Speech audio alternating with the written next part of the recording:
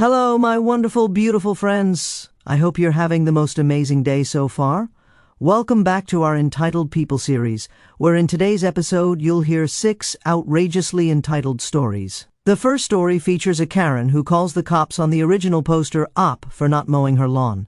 The second story shows why you should never take advantage of someone's kindness. The third story is a story where a Karen tries to have the oppie evicted over her dog's barking. All of these stories, friends, are incredibly satisfying, and I hope you enjoy them. To give some backstory, I'm a 19-year-old in community college, living in a small neighborhood in my parents' old house. I mow my own lawn, which is relatively small because there's no homeowners association, and I can't afford to hire anyone to do it for me. Plus, the sun and exercise are great. 3 of my neighbors are either elderly, don't have time, or don't own mowers of their own, so I mow their reasonably small lawns for free at the same time I do mine. Let's just say I mow out of the goodness of my heart and get compensated with a bottle of cold water or some snacks afterward by 2 out of the 3 neighbors. The third, however, is something else. This third neighbor is a very stubborn 40-something-year-old Karen who, 1, owns her own mower, 2, can afford to hire someone to do it for her, and 3, is very specific about how and when her lawn gets done, even though it's free. This last point frustrates me the most, honestly, because she doesn't let me use my own mower or even fix her terrible one that runs like junk. Seriously, it's like she's punishing me for volunteering to help her. Her mower is awful. The blades are dull and she doesn't let me sharpen them. It's clogged with old grass and she won't let me clean it. Yet every time I ask if I can tidy it up, she snaps, "Quit wasting time and get the darn job done." Karen is mean and entitled, and she doesn't care that I mow 4 lawns in one day, even on days when I'm feeling under the weather or too busy with school. She threatens to call the police on me and report me for running a business without a license. I'm pretty sure of 3 things. 1, you don't need a license to mow a lawn. 2, it's not a business since I don't ask for money or compensation. And 3, the police would probably laugh it off. I honestly should have stopped volunteering to mow her lawn a long time ago, but I never had the heart until last week. It was July, rainy and very hot. On the morning I was scheduled to mow, it poured like crazy. Those of you who mow lawns know that you can't, or rather you shouldn't, mow your lawn right after it rains for various reasons. My neighborhood is pretty shaded, so it takes at least a day to dry up. Around 5 o'clock in the afternoon, I'm relaxing and enjoying some free time when, out of nowhere, there's a frantic smashing of a fist on my door. I would call it pounding, but honestly, it wasn't. Lo and behold, it's Karen, looking as annoyed as ever. As soon as I crack open my door, the yelling starts, and I'm almost blasted back as she tries to push it open. I couldn't make out most of what she was saying, but I did hear the words lazy brats and millennial thrown in there. I'm pretty laid back and used to dealing with angry adults, so this doesn't irk me too much. But when she pushed the door open and overpowered me, that started to tick me off. Here's how our conversation went. She said, "Why isn't my lawn mowed? I need it mowed right now." I told her, "Ma'am, it rained pretty heavily today and I don't give a hoot what the weather's like. I need my lawn mowed. I have company coming over soon." I replied, "Ma'am, I'm not going to mow your lawn. I didn't even mow mine today. Please stop harassing me."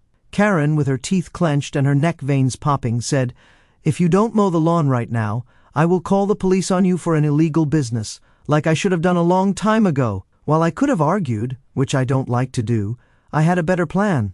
I sighed and said, "All right, ma'am. May I at least use my mower?" Karen snapped, "Of course not. Use my mower. I want my lawn exactly the way I like it." So my plan was in action.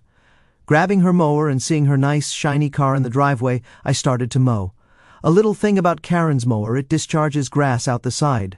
I began mowing the grass closest to her car on the driveway, aiming directly at it and pelting it with wet grass. I barely got halfway through before the mower completely shut down due to clogging and the sheer dullness of the blade. But it all worked out. As soon as it shut off, I called it a day. Later that day, after a nice shower and meal, I heard the reaction, which was, to my amusement, insane screaming and ranting about why the lawn was only half done and her car was caked in mud and grass. I only got in trouble with her, and of course she called the police to my house. They knocked on my door, and I explained that I tried to mow the grass to the best of my ability, saying the grass was so wet that it was the best I could do. Long story short, my neighbor tried to get me fined for destruction of property, which is ridiculous. The police were understanding and left me alone. They asked if I was going to go back to finish the job after it dried up, and I told them I would. That was that. Karen never asked me to mow her grass again. My friends, this is a prime example of someone taking advantage of kindness. You give someone an inch, and they take a whole mile.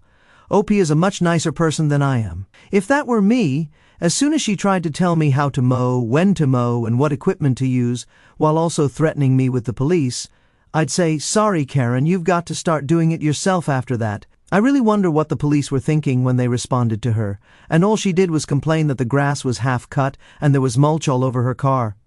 Next story. So, I used to wait tables at an upscale restaurant known for hosting holiday or office parties. It was great money if you had the right group. The menus were preset, the wine and liquor were preset, and the tip generally started at 18%. All of it outlined in the contract the host signed pre-event. Usually, the host would make themselves known early on, so you knew who to talk to if there was an issue and who to give the check to at the end of the night. One night, I'm splitting a party of 30 to 40 people with another server. The event had top-tier food and mid-level wine and booze. Very nice. A small group of 5 to 6 people arrived a bit ahead of schedule, 2 guys and 3 to 4 women. Not a problem. It's actually nicer if they trickle in so we can get drinks started. I walked over, introduced myself and the other waiter, and asked for their drink orders. This was back in the early 2000s, and Chads weren't a thing yet, but these 2 guys were the chattiest Chads you could imagine. If they could have popped their collars in their suits, I'm pretty sure they would have found a way. Super Chad 1 said, "Me and my bro are gonna start with a round of Johnny Walker Blue, and these ladies are gonna have some expensive wine." Super Chad 2, turning to the women, said, "Once you have Johnny Blue, you just can't drink anything else. It changes you, bro." I told them, "If you like, I can put those on a separate tab." The event contract has Johnny Walker Black, not Blue, and the red wine selection for tonight is a less expensive wine. Super Chad 1 replied, "This is our party. Just give me what I ordered, and don't question me again." Super Chad 2 added, "Who do you think you are? You're just some waiter. We have MBAs, just get us the drinks." So I walked over to the other waiter and told him we're in for a rough night, but the check should be nice. For those who don't know, Johnny Walker Blue is an expensive whiskey, 3 to 4 times the cost of Johnny Black. One round of drinks for these people was over $100. The whole night went exactly as we expected. The 2 Chads were constantly complaining nothing was good enough, the appetizers were terrible, the food was horrible, there wasn't enough bread, there were too many bread plates, and the drinks were taking too long. To make it worse, the Chads and their group were all over the place, moving seats and making others move so they could talk to whoever they wanted. This made serving a nightmare because we did everything by seat number. Surprisingly, most of the table was normal. They weren't entitled and knew that waiters are people too. They were impressed by the food and graciously ordered the drinks included in the contract. One older man at the end of the table apologized for the Chad's behavior, saying, "They might have fancy degrees and good jobs, but you can't teach class. I gotta love that guy." Finally, the night was winding down, and after drinking a full bottle of Johnny Blue, along with the other food and drinks, they had a very hefty check. The other waiter and I were excited to get paid. We started picking up dessert plates and asking if anyone needed coffee or anything else. The nice older guy at the end of the table said to bring him the check. Not wanting any more interaction with the Chads than necessary, I brought it to him and said I could take care of it whenever he was ready, then went back to clearing the table. A few minutes later he called me over and said, "Hey, maybe there was a mistake in ringing up the drinks. There's almost $600 for Johnny Blue and the contract I signed only included Johnny Black, and there are some single glasses of wine that are different from what we agreed upon." I told him, "That's no mistake, sir. That's what was ordered and consumed." He was being awesome, and I felt bad. He said, "Why did you give the drinks to them when we clearly had a contract?" I replied, "I apologize, sir, but they told me this was their party, and since I was just a waiter, I had to shut up and do what I was told. So, I did. I'm sorry I took them at their word." I pointed them out, and he called them over. What followed was the single greatest chewing out I've ever witnessed. He went off about how he was doing something nice, but apparently that wasn't enough. About how horrible their behavior was that night, and how he was ashamed of them. My favorite line was, "You can see a person's true colors by how they treat others," and they had shown theirs. He then called me back over and said, "Apparently, I thought this was my party. I guess I was wrong. This is their party, and they will be taking care of the whole check. Oh, and up the gratuity to 25%. You earned it." He turned around and walked off, leaving the Chads with the check. All in all, it was about $3,500. I've never seen 2 grown men look so defeated. Yikes, guys, that was quite the hefty check. $3,500 is the jerk tax for being such entitled idiots all night. I can't even imagine the looks on their faces when they planned for an all-you-can-eat, all-you-can-drink night out and got stuck with the bill. Johnny Blue is some delicious whiskey though, my friends, I can tell you that. I do love what the man said. They may have fancy degrees and good jobs, but you can't teach class. You're right, sir, absolutely right. Next story. Years ago, my mother and I moved to a new dog-friendly apartment complex. We had 2 dogs, so we were excited about the community dog park right next to our building. Our building was filled with dog owners, each with dogs ranging from small to huge. Our apartment was on the first floor in the back, in a nice private corner area due to how the apartments were situated. Since one of our dogs is a terrier, he can be a bit barky when we're not home.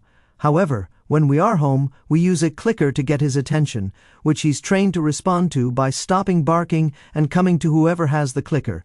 Due to our work hours, I was usually home in the morning, and my mom was home in the afternoon, leaving him alone for a few hours during the day.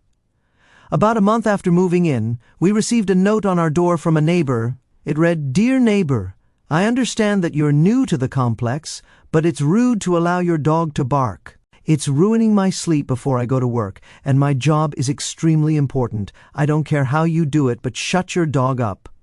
My mom turned the note in to the leasing office right away, as she wasn't sure what to do with it. The office told us not to worry because this neighbor had done the same to every dog owner in the building. They did ask us to try to find ways to calm our dog down when we weren't home, so we did. We discovered that kids in the neighborhood liked playing near the power station outside our apartment, which was causing him to bark. We closed off that area for him when we were out, and we started playing calming music to help. Another week went by, and then we heard a knock at the door. We went outside and met our angry neighbor. She explained that our dog had kept her up and woken her with hours of barking. Both of us had been home that day, and our dog had been pretty good, not barking excessively. I still remember what she said when I explained this. I know what I heard. "If you can't control your dog, I will call animal control and have them taken from you. I've done it before and have no problem getting rid of your dogs too. Then I'll get you kicked out for not following your lease, and I can do that because I'm very rich and the apartment needs my money. So go do something to shut your dogs up, or else." After that, my mom apologized for what had happened, and we went back inside. A few moments later, I walked out to get the mail and learned from another neighbor that she had gone to 3 other apartments and made similar threats. After some convincing, my mom reported the incident to the apartment office. We were told not to worry and to contact them if it happened again. We also found out that the apartment had offered her another unit away from the dogs, but she declined, saying the dogs were the problem. However, after this incident, my mom began showing signs of anxiety and bought a lemon spray bark collar for our dog. While I didn't like the idea, it put her at ease when leaving the apartment. We made sure to only put it on him when we were both out. A month went by peacefully, then we got another knock at the door, this time from animal control. They had received an anonymous report of a dog being neglected in our home, claiming our dogs were barking due to neglect. My mom invited the officer inside and explained the situation. We showed her everything we could to prevent our dogs from being taken away. The nice lady noticed how playful and happy our dogs were, and figured it was just another false call. She explained that they had received several similar reports from an anonymous concerned neighbor about other apartments in the building. She told us that if they threatened again, we should try to get it on record. The event turned my mom into a paranoid wreck, afraid to leave the house thinking she might lose her pups. Normally, I'm the calm person in my family, never letting anyone get to me, but this neighbor had done this to hurt us. So I did my research and discovered a few things that could legally help us. Armed with new information on certain laws and leasing terms, I formed a plan. During a weekend when my mom was visiting my aunt in another state, I began my plan. I printed out a few documents and sat outside with my phone and a speaker. I played a video of a dog barking really loud. I had figured out which apartment was hers, thanks to a few neighbors who were also tired of being harassed. I sat there looking across the courtyard to where her apartment was, with a huge smile on my face. As I hoped, she came storming out and headed toward me. I turned off the video and turned on my recorder without her noticing. Her face was red with anger as she looked at me sitting there smiling. I said, "I'm sorry, can I help you?" She screamed, "Are you stupid? I told you what I'll do to your family if you don't stop your dumb mutts from disrupting my sleep. Now I'm going to get them taken from you and get you evicted for not doing what I said. I gave you a chance. I hope when they take your dogs they're put down and you and your mom live in a cardboard box." I gave her a fake oh dear look and said, "So, you're saying I'm not allowed to make loud noises, including my dog's barking, between the hours of 7 in the morning and 11 at night, and that I went against the law by doing so?" She responded, "You know you did, and you're telling me this from my porch at 2 in the afternoon. I don't care what time it is. I told you I need sleep because of my shift. This will not be your porch once I tell the leasing office."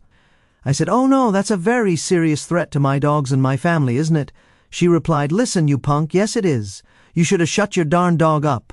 I gave her a huge smile and turned off my recorder. The neighbor was confused. I asked her to have a seat, as I had a few things to show her. I pulled out my papers and handed her the first one, the county's noise ordinance laws. In our county, a dog's bark is considered the same level of sound as a loud appliance, so they can bark between 7 in the morning and 11 at night. Before she could talk, I pulled out another paper stating that it's against the leasing terms to threaten another neighbor, and after one warning, the apartment complex has the right to revoke their lease. She looked at me in stunned silence. I then pulled out one last paper, another leasing term I'd found. This one stated that it was a complete violation of leasing terms to go onto another renter's property and threaten them or their property, including the renter's outdoor area. Those found guilty of this violation would have their lease revoked immediately and be forced to leave the apartment within a set time. The scared look on her face was priceless as I silently got up and walked back into my apartment. After she left, I called the leasing office, explained what had happened, and agreed to email the recording to them right away. A week later, my mom came home with news from the leasing office. The woman had been evicted and would be leaving later that week. "I don't regret what I did, I just feel bad that it had to come to this. If you're living in an apartment that allows dogs, you should know you're going to hear barking. It's inevitable." The fact that this person was so entitled and felt the need to threaten the op and others because she wanted peace and quiet is absolutely ridiculous. She definitely deserved it. You know why? Because she called animal control and tried to have those dogs taken away, and she's done it before, so she had to leave. Good riddance. Lawnmower Karen. I was fuming reading about Karen's entitlement over your free lawn mowing, dictating how and when you mow with her junky mower while threatening police for your kindness. That's absurd. I'd have quit helping her the first time she snapped. Your grass-pelting revenge on her car was genius, petty but effective. The police brushing her off was the icing on the cake. I hope she's mowing her own lawn now, grumbling the whole time. Next story. I used to know this woman I'll call Karen. Karen was a snob. She thought she was better than everyone else because her husband was a CEO and made a lot of money, while she didn't work at all. One day, I got invited to her birthday party at a fancy restaurant with a special menu for the group. The menu listed prices and I was floored at how expensive it was. For example, a chicken dish was $60 and a hamburger was $70. They also wanted us to bring cash. I Googled the restaurant to check the real menu and noticed the same dishes were much cheaper. I messaged Karen to ask if the prices were a mistake, using the hamburger as an example, mentioning that her menu listed it at $70 while the regular menu showed $30. Karen replied that they increased the prices so everyone would pay for her birthday meal, which included lobster, shrimp, and filet mignon. I had planned to buy her a gift, not pay for her meal, and certainly not at those prices. There were 15 people invited, and together, the group would have paid far more than the actual cost. I asked if we could opt out of the group menu and order from the regular menu instead. I told her I had a gift prepared for her but couldn't afford to pay for her meal too. She flipped out. Karen said it was her birthday party, so I should bring a gift in cash for her meal. She called me cheap, a bad friend, and then officially uninvited me from her party. She said if I showed up, she would make a scene and kick me out. I said, okay, and that was the last time I spoke to her. Here's the kicker. A mutual friend told me that on the day of the party only 4 people showed up. Karen was furious because everyone had RSVP'd but canceled last minute. You know why they canceled? They didn't want to pay for Karen's meal. They probably did what I did, Googled the menu and noticed everything was half price. Let me get this straight. She wanted 15 people to pay an extra $30 to $40 to cover her meal? I want to know what kind of restaurant charges $600 for lobster, shrimp, filet mignon, and a few drinks. That's absolutely wild, guys. Next story. Some background. When I started serving, I figured the best approach was to bring a sense of humor. Most people are out to enjoy a decent meal, and since I have an odd sense of humor, I came up with weird but harmless jokes. For example, if someone ordered coffee, I'd bring their scalded bean juice and bovine drippings. When they paid, I'd say we accepted cash, card, or your immortal soul. When they used the machine, I'd say, make sure the number is correct, or the automatic computing chip has critically failed. I've been doing this for a while, keeping the delivery light so people know I'm joking. I had plenty of material some didn't notice, especially when paying, so it went over their heads. A few didn't care either way, but most times I'd get a laugh. I rarely got complaints. Some people didn't like my humor, and I understood that, but at worst, they just wouldn't tip, except for this one entitled customer. This man was seated at my table with his wife and 2 kids. One kid looked sad when I approached, so I thought it was a perfect opportunity to be extra humorous. When I brought their drinks, I said, "Here's the cow juice, both from a white cow and a brown one." Sorry for the delay, we had an utter disaster milking them. The kids giggled. Then I said, "And the caustic aqua to burn your dried leaves, plus some dismembered citrus." The mom looked confused for a moment, then smiled when she got it. I added, "Lastly, your dihydrogen monoxide, sir, in its solid and liquid forms." The dad, however, looked as sour as the lemon slices. He said, "Excuse me, what did you say this was?" I replied, "It's the essence of life itself, sir, filtered super well from dinosaur times." The kids and mom laughed, but the dad looked annoyed. Thankfully, the mom stopped him from escalating by saying, "Honey, it's water. You know, H2O." The meal went quietly after that. I took their food orders, brought them out hot and fresh, and avoided clever lines. I checked on them twice to ensure the food was good, and even chatted with the wife and kids. The dad stayed silent, only nodding when I asked about his food or holding out his glass for more water. I didn't mind too much, thinking that was the end of it. I brought the bill with my usual joke, cash, card, or firstborn baby up at the front whenever you're ready. The mom even joked back, saying, "I guess one kid's doing the dishes." The next time I stopped by, the dad was paying up front while the kids drew on the kids' menus, and the mom watched them. The mom thanked me for my great attitude, handing me a $7 tip for cheering up her kids. It turned out their family dog had a vet visit, and the kids were worried. I told her I was happy to help take their minds off it and hoped they'd return soon. That should have been the end, but it wasn't. While the mom was thanking me, the dad was complaining to the shift manager, saying I was obnoxious, mixed things up, and wouldn't stop talking. He said he just wanted to eat, not deal with a brat annoying his family. He even claimed I suggested he pay with his kids. The gist of his complaint was that he wanted a bland server who made no jokes, handed over the food, and walked away. What made him truly entitled was demanding a discount and free dessert for his kids for his trouble. Since this is the food service industry, where the customer is king, my manager caved like wet tissue paper and personally brought the dessert. I've worked there for years and have a good relationship with my manager, so we later chatted about what a jerk this guy was after he left. If the story ended here, there'd be no satisfaction for you, so let me tell you what happened next. About a month later, I'm working the afternoon shift on a Wednesday during a dead period. For a couple of hours, I'm the only person in the front of the house, with my manager in the back counting the previous shift's cash. I'm basically alone, except for the cook, who isn't allowed out front. Then the dad and his family walk in. I can't seat them immediately because I'm delivering food. The mom and kids recognized me and were excited, but the dad stared at me like I was a stain on a napkin. I could tell he remembered me, and more importantly, I remembered him and his complaint. His mistake was going to the washroom while I seated his family. I was in a great mood at the start of my shift. I asked how they were, and one kid said the dog was doing much better. The other asked for some brown udder juice. The mom ordered peppermint tea and a coffee for the dad. As I seated them, I told them I was going to do something different today. I said to the kids, "I'm not mad at you, I promise." The mom looked confused, but I smiled and winked before leaving to get their drinks. By the time I returned, the dad was there. Perfect. I slowed my pace from my usual speed to a deliberate march. The kids looked up, clearly expecting a joke, but the dad huffed, "We're not ready to order yet." Completely emotionless, I said, "Very well, sir. Here is your coffee, tea, peppermint, milk, chocolate juice, orange juice, 3 waters, 1 with no ice, 4 creamers, sugars in the caddy on your wife's right. Is there anything else you require of me?" The dad said, "No." The kids and mom were confused. I'd done a complete 180 from a peppy jokester to a monotonous robot in just a few minutes. I turned 90 degrees to the right and went to another table, where I dropped the act and went back to being myself. This went on. For a while, the dad wasn't ready to order the next 2 times I stopped by, even though his kids knew what they wanted. I stayed neutral at their table, then went back to being fun at the other tables. I chatted with a regular about games he was playing and an older couple about their kids, but with the dad's table, nothing. The mom asked me to take their appetizer order, and I complied. Funnily enough, It was the same appetizer as the older couples. So they heard me say 6 hush puppies to a good home in warm stomach acids, only to bring the dad's table theirs and say, hush puppies, 6. By the time I stopped at their table with the appetizer, nobody was happy. The kids wanted jokes directed at them, not overheard.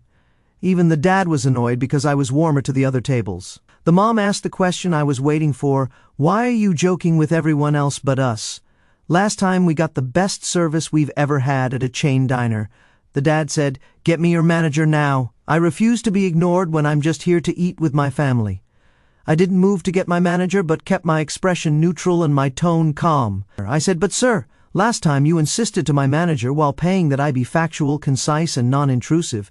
You found my behavior annoying to you and your family. The mom and kids looked right at him. He went red. He said, that's not what I said. I said the service was great. I replied, actually, sir, you complained that I wouldn't stop talking, found my humor offensive, particularly the part where you claimed I suggested you pay with your kids. My manager offered you a 25% discount and free dessert as compensation. The mom was speechless and said, what? My husband said you offered it because you felt bad about our dog. I told her while I would have liked to, I did not. My behavior today aligns with his previous complaint. The kids were upset and the dad was furious. The mom asked for a few minutes with their order and I nodded and left. I later saw the mom and dad leave the restaurant for a bit and the mom returned alone. It turns out the dad was a serial complainer who tried to get discounts and free food from restaurants. The mom was upset that he'd pulled it again, especially on their new favorite server. So, he was off to eat alone at a fast food place, and I was back to joking and cheering up the kids. I apologized for my behavior, and the meal went on normally. Personally, I think the guy was just mad he didn't know dihydrogen monoxide is water.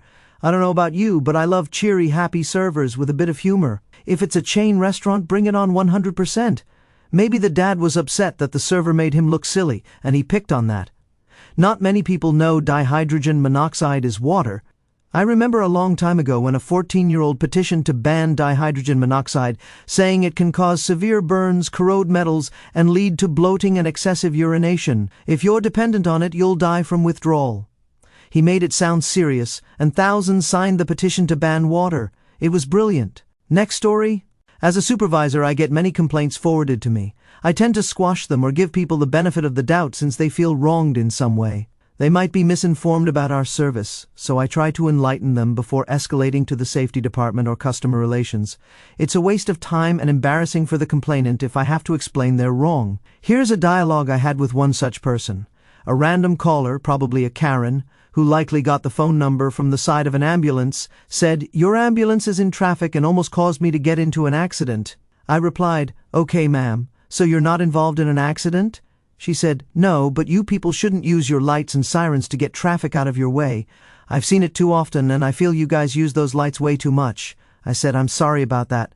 "Which unit was it?" She answered, 301. I told her I'll have someone look into this, but I assure you nothing's being done unlawfully, and those sirens were on for a reason. She said, "Yes, there is. You're not allowed to use lights and sirens to get through traffic." I asked, "Why do you say that, ma'am?" She responded, "I saw both drivers in the front. You don't have a patient in the ambulance, so you can't use sirens and lights." I was puzzled by her thought process. I repeated, "So, you say they're in the front of the ambulance using lights and sirens, correct?" She said, "Yes, ma'am."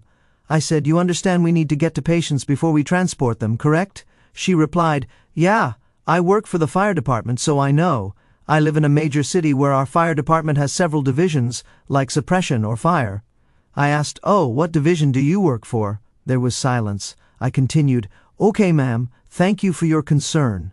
Since you work for the fire department, you know we're permitted to use lights and sirens to get to a patient's location as quickly as possible to render care." She said, "No, you're not. I'm going to report you and those 2 drivers, and you're going to get fired." I replied, "If you feel it's necessary, please do so. I'll forward your complaint to our safety team, and they'll look into it for you. Have a good day." Suffice to say, I documented the complaint and had a laugh with a few CO workers. Imagine being so entitled and feeling so important that an ambulance responding to an emergency annoys you to the point where you call to report them. "I'm sorry you almost got into an accident, ma'am, but you didn't. There's no need to demand that 2 drivers and I lose our jobs. Some people have way too much time on their hands." Here are my takes on these outrageous stories of entitled people acting like they own the world. Each one had me shaking my head at the sheer audacity, but the comebacks? Absolutely legendary. Let's dive in. Lawnmower Karen. I was livid reading about Karen's audacity. I mow my neighbor's lawns out of kindness, just like you, and her dictating how I should do it with her junky mower while threatening police action is infuriating. Her mower's dull blades and clogging issues are her fault, not yours.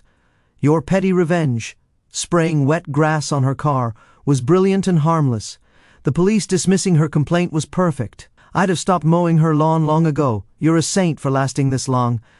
Karen's probably still fuming, pushing that awful mower herself now. Restaurant Chads. The Chad's entitlement at that party was next level. Demanding Johnny Walker Blue outside the contract and belittling you as just a waiter screams arrogance. I love how the older gentleman flipped the script, making them pay the $3,500 bill. His line about class being unteachable hit hard. Fancy degrees don't buy manners. I bet those Chads were sweating when they saw the check. You earned that 25% gratuity for dealing with their nonsense all night. Dog Park Karen. That neighbor's threats to take your dogs and get you evicted were unhinged. I feel for your mom's anxiety. No one should fear losing their pets over a barking dog in a dog-friendly complex. Your plan to bait her with the barking video and record her meltdown was genius. Citing noise ordinances and lease terms to shut her down? Masterful. Her eviction was well-deserved. She harassed multiple neighbors and tried to weaponize animal control. Good riddance. Birthday party Karen. Karen's scheme to inflate menu prices to fund her lavish birthday meal was shameless. Expecting 15 people to pay $30 to $40 extra for her lobster? That's not a party, it's a scam. I'm not surprised only 4 showed up. Googling the menu probably tipped everyone off. Her tantrum and uninviting you for questioning it show her true colors. I'd have skipped it too and kept my gift.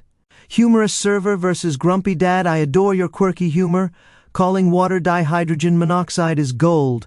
The dad's complaint about your jokes was overblown. He clearly couldn't handle being outshined by your wit. His demand for a discount and free dessert for his trouble reeks of entitlement.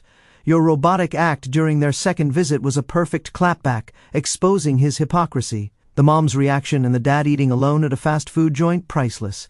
Keep being your hilarious self. Ambulance Karen. This Karen's complaint about an ambulance using sirens to get through traffic is absurd.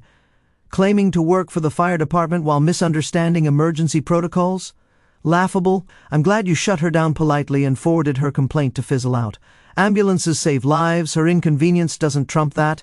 Some people just need to feel important by complaining.